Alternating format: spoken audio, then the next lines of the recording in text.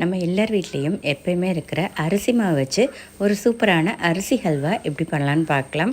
ரொம்ப டேஸ்ட்டாக இருக்கும். ஒரு தடவை ட்ரை பண்ணி பாருங்கள். நம்ம சாதாரணமாக வீட்டில் பொடிச்சு வச்சுருக்கிற ஆப்ப மாவு இல்லாட்டி இடியப்ப மாவு இது எல்லாத்தையுமே யூஸ் பண்ணி நம்ம இந்த சூப்பரான அரிசி ஹல்வா பண்ண முடியும். இப்போ இதை எப்படி பண்ணலான்னு பார்க்கலாம். முதல்ல வந்து நம்ம சர்க்கரை பானி காய்ச்சி வச்சுக்கலாம். இப்போ நான் ஒரு 300 கிராம் அளவுக்கு சர்க்கரை எடுத்து அதை வந்து பானி காய்ச்சி எடுத்து வச்சுட்டேன். அடுத்ததாக இப்போ வந்து 1 கப் அளவுக்கு மாவு எடுத்துக்கோங்க, அரிசி மாவு. அப்புறம் 6 கப் அளவுக்கு தேங்காய் பால். அடுத்ததாக கார்னிஷ் பண்ணுறதுக்காக கொஞ்சம் முந்திரி பருப்பும் அப்புறம் 3-4 ஏலக்காவும் எடுத்துக்கோங்க. இப்போ 1 கப் அளவுக்கு மாவை நம்ம ஒரு பாத்திரத்தில் சேர்த்துட்டு இதை ஃபஸ்ட்டு நம்ம மிக்ஸ் பண்ணி எடுக்க போகிறோம். 1 கப் மாவு நம்ம அரிசி மாவு எடுத்தோம்னா அதுக்கு வந்து அதே கப்பில் 6 கப் அளவுக்கு நம்மளுக்கு தேங்காய் பால் வேணும். நம்மளோட இந்த ஹல்வாக்கு வந்து அது ஒரு நல்ல ஒரு டேஸ்ட் கொடுக்கறது இந்த தேங்காய் பால். அதனால நல்லா கெட்டியாகவே தேங்காய் பால் வந்து எடுத்து சேர்த்துக்கோங்க. அப்போ தான் டேஸ்ட் வந்து நல்லாயிருக்கும். அடுத்ததாக இப்போ நம்ம அந்த சர்க்கரை பானியை சேர்த்து மிக்ஸ் பண்ணிவிட்டு நம்ம எந்த பாத்திரத்தில் பண்ண போகிறோமோ அதில் வந்து நம்ம இந்த மிக்ஸை வந்து சேர்த்துக்கலாம். முதலே எல்லாத்தையுமே மிக்ஸ் பண்ணிட்டு சேர்த்துக்கோங்க. அடியில் வந்து லைட்டாக கலக்கி விட்டுட்டு ஊற்றிக்கோங்க, இல்லாட்டி கொஞ்சம் மாவு அடியில் தங்கி நிற்கும். இப்போ ஃபஸ்ட்டு வந்து கொஞ்சமாக நெய் ஊற்றிட்டு நம்ம வந்து இதை வந்து மிக்ஸ் பண்ண ஆரம்பிச்சிடலாம். ஒரு நான்ஸ்டிக் பேனாகவே பார்த்து எடுத்துக்கோங்க இது பண்ணுறதுக்கு. ஏன்னா எப்போயுமே ஹல்வா பண்ணுறது வந்து கொஞ்சம் ஈஸியாக வர்றது. நம்ம வந்து ஜஸ்ட் ஒரு நிமிஷம் 2 நிமிஷம் கை எடுத்தாலுமே இது வந்து அடியில் பிடிச்சிக்காது. அதனால் கொஞ்சம் நான்ஸ்டிக் பேனாகவே பார்த்து எடுத்துக்கோங்க. இப்போ வந்து ஸ்டேஜில் நம்ம வந்து கை விடாமல் அதை வந்து மிக்ஸ் பண்ணிக்கிட்டே இருக்கணும். ஏன்னா சீக்கிரமாகவே உங்களுக்கு அரிசி மாவுனால சீக்கிரமாகவே உங்களுக்கு வந்து அது கெட்டியாகி வர ஆரம்பிச்சிடும்.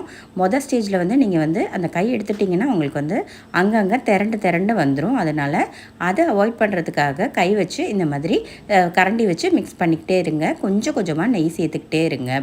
இப்போ நான் வந்து இதை எடுத்து காட்டுறேன். இப்போ பார்த்திங்கன்னா உங்களுக்கு வந்து கொஞ்சம் திக்காக வந்து வர ஆரம்பிச்சிருச்சு. இந்த மாதிரி நம்ம மிக்ஸ் பண்ணிக்கிட்டே இருக்கணும். இப்போ அடுத்த ஸ்டேஜ் பார்த்திங்கன்னா இந்த மாதிரி பபிள்ஸ் வர ஆரம்பிக்கும். பபிள்ஸ் வர ஆரம்பிக்கப்போ பார்த்து மிக்ஸ் பண்ணணும். கொஞ்சம் நீளமான கரண்டியாக பார்த்து எடுத்து மிக்ஸ் பண்ணிக்கோங்க, இல்லாட்டி கையில் தெறிக்கிறதுக்கு சான்ஸ் இருக்குது. இப்போ இன்னும் கொஞ்சம் நெய் சேர்த்தாச்சு. இதே மாதிரி கிராஜுவலாக கொஞ்சம் கொஞ்சமாக நெய் சேர்த்துக்கிட்டே இருங்க.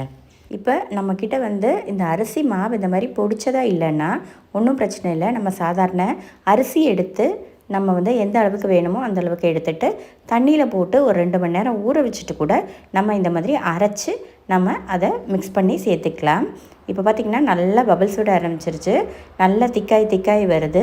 இது வந்து அடுத்த ஸ்டேஜ் பார்த்திங்கன்னா உங்களுக்கு வந்து நம்ம விட்ட நெய் எல்லாமே நம்ம வந்து வெளியில் வர ஆரம்பிக்கும். இப்போ பார்த்திங்கன்னா இன்னும் கொஞ்சம் வந்து கலர் வந்து டார்க் ஆகிடுச்சு.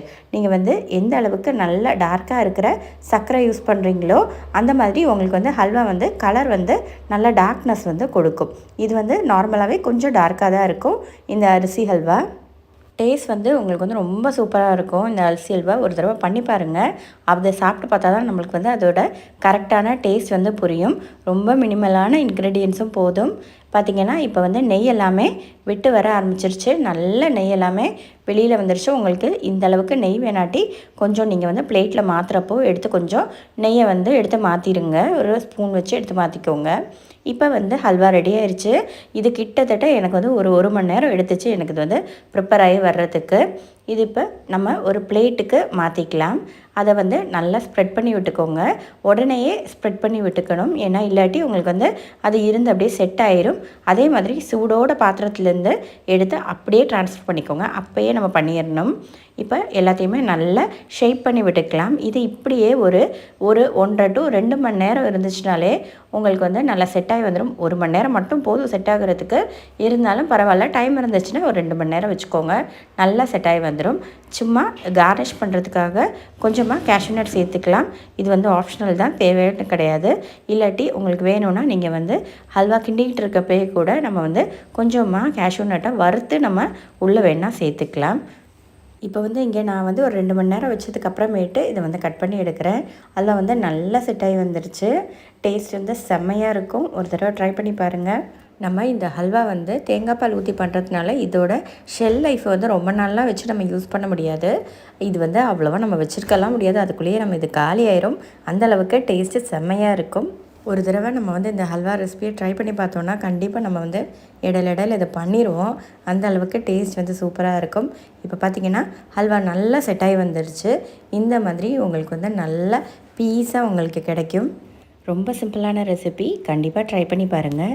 வீடியோ பிடிச்சிருந்துச்சுன்னா லைக் பண்ணவும், நம்ம சேனலை சப்ஸ்கிரைப் பண்ணவும் மறந்துடாதீங்க. தேங்க்ஸ் ஃபார் வாட்சிங். பிரீத்தூஸ் மெனு. இதே மாதிரி ஒரு சூப்பரான ரெசிபியோடு பார்க்கலாம். ஹெல்த்தியாக சாப்பிடுங்க, ஹாப்பியாக இருங்க. பாய்.